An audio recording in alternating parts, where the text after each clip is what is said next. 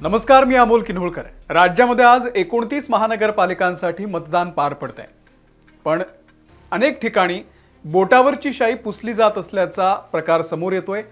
अनेक राजकीय पक्षांनी यावरती आक्षेप घेतलेला आहे। दुबार मतदार यादीत नाव नाहीये असे प्रकारही घडतायत। आपण जरा या व्हिडिओतून हे सविस्तर पाहूयात की नेमकं राज्यभरामध्ये हे बोटावरची शाई पुसण्याचं प्रकरण आहे तरी काय। राज्य निवडणूक आयोगाकडून यंदा मतदानासाठी शाईच्या ऐवजी मार्करचं किट उपलब्ध करून देण्यात आलेलं आहे। महानगरपालिका प्रशासनाकडून हे आधी स्पष्ट केलेलं होतं। हा मार्कर 2012 पासून प्रत्येक स्थानिक स्वराज्य संस्थेच्या निवडणुकीमध्ये वापरला जात असल्याची माहिती निवडणूक आयोगानं दिलेली आहे। आता मतदानाच्या वेळी बोटाला लावलेली शाई लगेच पुसली जातीये असा आरोप आलेला आहे, तो कल्याण डोंबिवली महानगरपालिकेमधील उमेदवाराने केलाय। केडीएमसीच्या प्रभाग क्रमांक 9 मध्ये मनसेच्या उमेदवार आहेत उर्मिला तांबे यांनी काँग्रेसच्या उमेदवार माधवी चौधरी यांनी सुद्धा तक्रार केलेली आहे। म्हणजे दोघांनी तक्रार केली की मतदानासाठी बोटाला लावलेली जी शाई आहे ती लगेच पुसली जाते। हा नेमका काय प्रकार आहे? असे प्रकार करायचे असतील तर निवडणुका घेताच कशाला, असा सवाल मनसेच्या उमेदवार उर्मिला तांबे यांनी विचारला। बरं, हे का तिथेच घडते का? नाही, कोल्हापूरमध्ये कर्मवीर इंग्लिश मीडियम स्कूलमध्ये मतदान केंद्रावर देखील काही मतदारांच्या हातावरची म्हणजे बोटावरची जी शाई आहे ती पुसली जात असल्याचा प्रकार समोर आलाय। आणि त्यामुळे पुन्हा एकदा निवडणूक आयोगाच्या पारदर्शकतेवरती प्रश्नचिन्ह निर्माण झालेलं आहे। पुण्यातही असंच घडलंय। रुपाली चाकणकर राष्ट्रवादीच्या त्यांनी आक्षेप घेतलाय, शाई पुसली जाते असं त्यांचं सुद्धा म्हणणं आहे। हे सातत्यानं समोर येतंय, सातत्यानं आज वेगवेगळ्या ठिकाणांहून ही बातमी येते। विरोधी पक्षांकडून सातत्यानं निवडणूक आयोगाच्या कारभारावरती शंका उपस्थित केली जात असताना मुंबई महानगरपालिका निवडणुकीच्या मतदानाच्या वेळी हा धक्कादायक प्रकार समोर आलेला आहे। मुंबईत आज सकाळी मतदान करून आलेल्या काही नागरिकांच्या बोटावरची शाई पुसली जात असल्याचा प्रकार समोर आलेला आहे आणि त्यामुळे एकच खळबळ उडालेली आहे। मुंबई महानगरपालिका निवडणुकीत यंदा मतदान करणाऱ्या नागरिकांच्या बोटावरती जी शाई वापरली जाते, जो मार्कर वापरला जातोय, तो पुसला जातोच कसा असा सवाल आहे। म्हणजे हा किती ढिसाळ कारभार आहे निवडणूक आयोगाचा। म्हणजे याच्यावरती कोणी प्रश्न विचारणार आहे की नाही? बोटावर मार्करनं खून केल्यानंतर फक्त नखावरची शाई पुसली जात असल्याची कबुली मुंबई महानगरपालिकेचे आयुक्त भूषण गगराणी यांनी दिली। आता ही बातमी तुम्ही प्रसार माध्यमांवरती बघितलेली आहे, तर ही खोटी बातमी आहे। याबाबत बृहन्मुंबई महानगरपालिका प्रशासनाकडून स्पष्ट करण्यात आलेलं आहे की मतदानानंतर बोटावरची शाई पुसली जात असल्यासंदर्भात भूषण गगराणी जे महानगरपालिकेचे आयुक्त आहेत त्यांनी कुठल्याही प्रकारचं विधान केलेलं नाहीये। त्यामुळे प्रसार माध्यमांमध्ये जी बातमी प्रसारित झालेली आहे की त्यांनी त्या बातमीत तथ्य असल्याचं म्हटलेलं आहे, तर तसं अजिबात नाहीये। त्यामुळे प्रशासनाला याबद्दल नेमकं काय म्हणायचंय ते अजून स्पष्ट झालेलं नाहीये।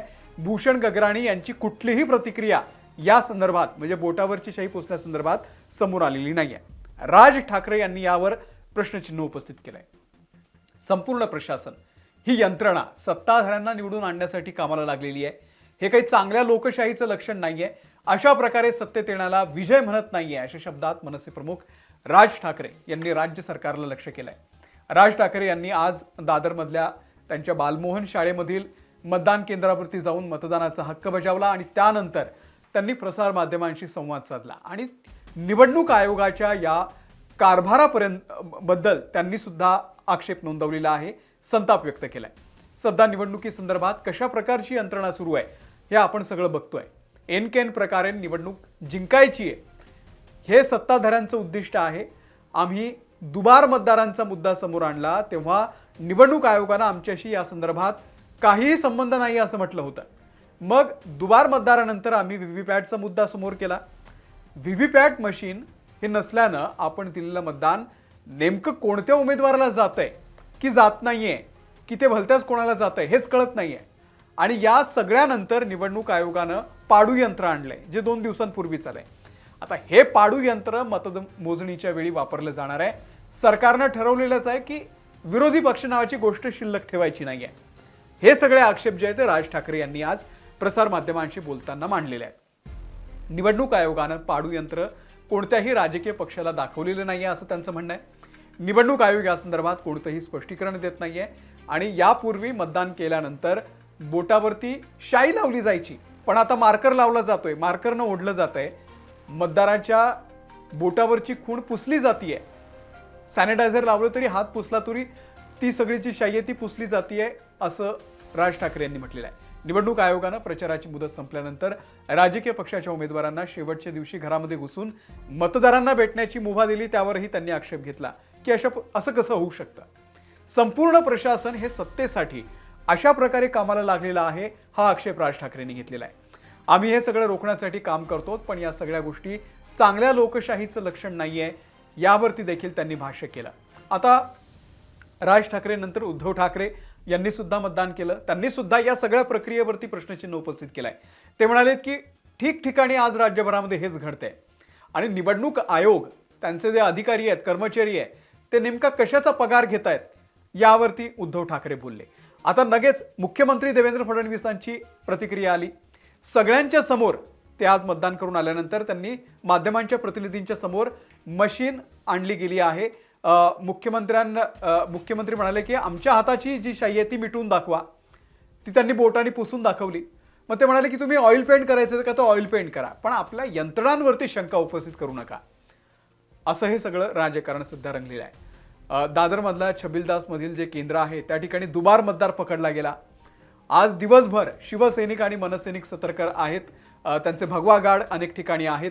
सत्तेच्या गैरवापराला मर्यादा असायला पाहिजे. भाजपचे नेते विकासाची भाषा करतायत, पण शाई पुसून पुन्हा मतदानाला जायचंय, याला विकास म्हणायचं का, असा सवाल राज ठाकरे यांनी उपस्थित केलेला आहे.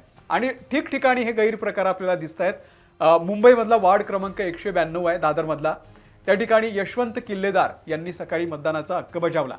यशवंत किल्लेदार मतदान करण्यासाठी गेले आणि मतदान केंद्रावरती दुबार मतदार त्यांनाच आढळून आला आणि या दुबार यादीमध्ये असलेल्या महिला मतदाराला त्या ठिकाणी थांबवण्यात आलं. आधार कार्ड पाहून त्यांच्याकडून प्रतिज्ञापत्र भरून घेऊन नंतर त्यांना मतदान करू दिलं जाणार आहे. आता यावरती ही सगळी निवडणूक आयोगाची चूक असल्याचं यशवंत किल्लेदार यांनी म्हटलेलं आहे. वॉर्ड क्रमांक 192 मध्ये मनसेचे यशवंत किल्लेदार विरुद्ध शिवसेना शिंदे गटाच्या प्रीती पाटणकर यांच्यामध्ये थेट लढत होणार आहे. आता आणखी एक असाच प्रकार बालमोहन शाळेमध्ये सुद्धा घडला. दादरची बालमोहन शाळा शिवाजी पार्कच्या परिसरातली, त्या ठिकाणी यादीमध्ये नावच गायब आहेत मतदारांची. तासाभरापासून मतदार तिथे धावपळ करतायत, यादीत नावच नाहीये आणि त्यामुळे ते संताप व्यक्त करतायत की नेमकं काय घडतंय. वॉर्ड क्रमांक 192 191 मध्ये गेलेला आहे आमचं मतदार. आमचं जे नाव आहे 92 मधून 91 मध्ये गेलेलं असं त्यांचं म्हणणं आहे आणि त्यामुळे मतदान करण्यासाठी पहिल्याच तासात मतदारांना मोठी तारेवरची कसरत करावी लागली. त्यासोबतच 192च्या यादीमधून संपूर्ण एका कुटुंबातल्या 5 जणांची नावच वगळण्यात आलेली आहे. आता या कुटुंबाचं असं म्हणणं आहे की आम्ही गेल्या 30 वर्षांपासून याच ठिकाणी मतदान करतोय, मग आमचं नाव ऐन वेळेवर दुसऱ्या ठिकाणी कसं काय गेलं. तर हे सगळे जे घोळ आहेत ते आज आपल्याला दिसून येत आहेत. मुंबईमध्ये 11:30 वाजेपर्यंत 17.5% मतदान झालेलं आहे आणि या सगळ्या ज्या प्रक्रिया आहेत यावरती संशय उपस्थित केला जातोय. बोटावरची शाई पुसली जातीये. माझा तुम्हा प्रेक्षकांना एक सवाल आहे की तुम्ही मतदान केलेलं आहे का? मतदान केलं असेल तर तुमचा काय अनुभव आहे? तुमच्या मतदान केंद्रावरती नेमकं काय घडतंय? काय नेमकं घडतंय महाराष्ट्रामध्ये?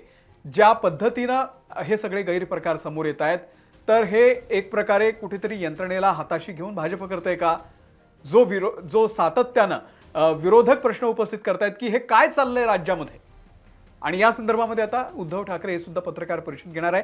नेमकं काय घडतं दिवसभरामध्ये त्याचे अपडेट तुम्ही महाराष्ट्र टाइम्सच्या या यूट्यूब चॅनलवरती तुम्हाला दिसणार आहेत आणि त्यासोबतच आमच्या वेबसाईटला सुद्धा तुम्ही भेट द्या, तिथेही सगळ्या बातम्यांचे अपडेट आहेत. इथेच थांबतोय. धन्यवाद.